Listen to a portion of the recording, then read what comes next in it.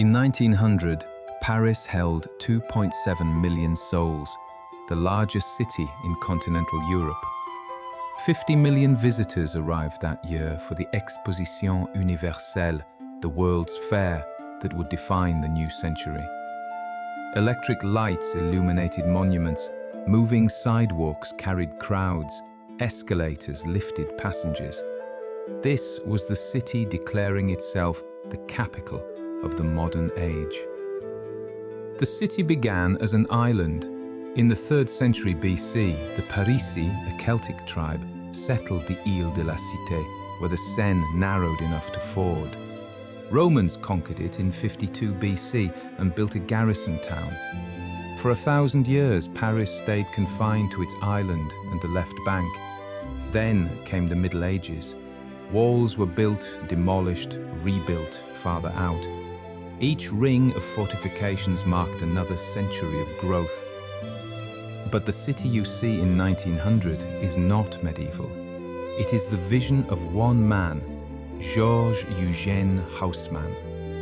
Between 1853 and 1870, under Napoleon III, Haussmann tore through the medieval core. 20,000 buildings demolished, 40,000 new structures raised. Wide boulevards cut through tangled streets, entire neighborhoods erased to make room for straight lines and imperial grandeur. The boulevards were not just aesthetic, they were strategic, wide enough for troops to march, for cannons to be deployed. After the revolutions of 1830 and 1848, the state wanted streets that couldn't be barricaded. Beauty, yes, but control first. At the heart of this new Paris rose the Palais Garnier, the opera house designed by Charles Garnier. Completed in 1875, its facade dripped with statuary, its grand staircase a theatre unto itself. This was Paris at its most extravagant, marble and gilt proclaiming the city's cultural supremacy. In 1889, for the previous World's Fair, Gustave Eiffel erected an iron tower 300 meters tall, the tallest structure on Earth. Critics called it an eyesore, a metal monstrosity defacing the Paris skyline. Newspapers demanded its demolition. Yet by 1900, the Eiffel Tower had become the symbol of the city, its iron lattice glowing under electric lights each night. That same year, the Paris Métro opened.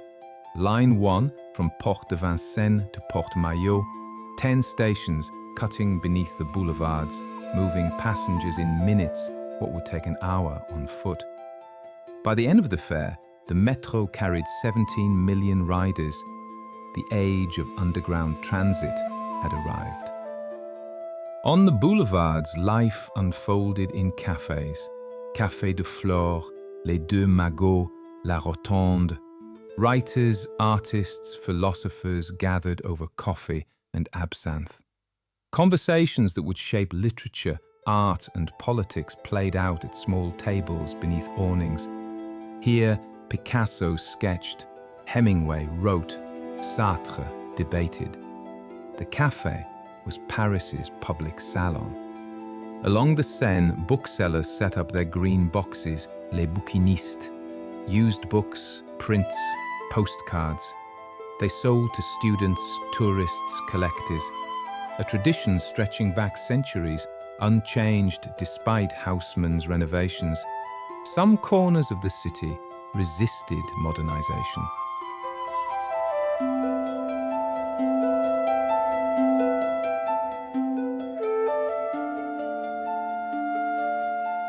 Montmartre, perched on its hill north of the boulevards, remained a village within the city. Narrow streets, cheap rents, windmills still turning. Artists flocked here. Toulouse-Lautrec painted its cabarets. The Moulin Rouge opened in 1889, its red windmills spinning above dancers and drinkers. This was Paris's bohemian heart, a place where poverty and creativity lived side by side.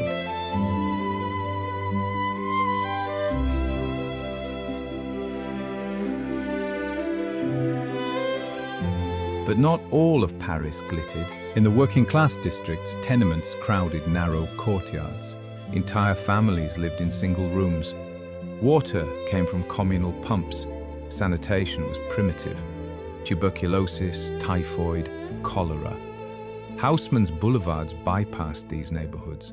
The poor remained invisible, pressed into corners the tourists never saw. The Seine divided more than geography. The right bank held power, wealth, commerce. The Louvre, the Tuileries, the Grands Magasins, la Galerie Lafayette, where the bourgeoisie shopped. The left bank held intellect, the Sorbonne, publishing houses, bohemian cafes. Two worlds connected by bridges, but living separate lives.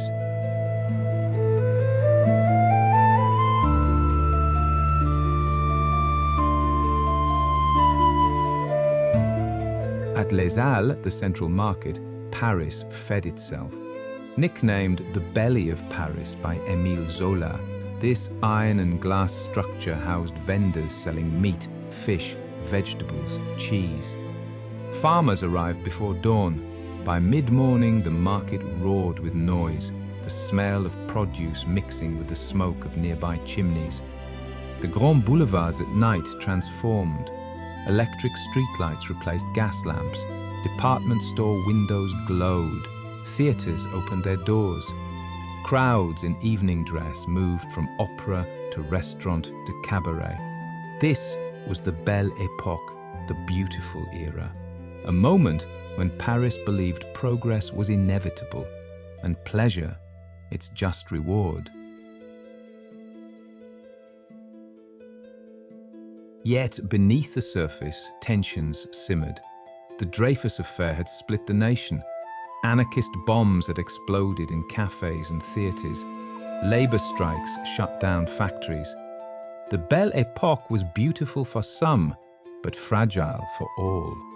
In 1900, at the Exposition Universelle, 50 million visitors walked through pavilions showcasing the future. Moving walkways, escalators, the palace of electricity lit by thousands of bulbs. Nations competed to display their power. France crowned itself the leader of the civilized world.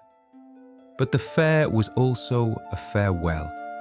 Within 14 years, the Belle Epoque would end in the trenches of the Great War. The optimism of 1900 would shatter. Yet for one brief moment, Paris stood at the center of the world, electric, modern, unstoppable. This was Paris in 1900, a city rebuilt, a city electric, a city on the edge of everything it hoped for and everything it feared.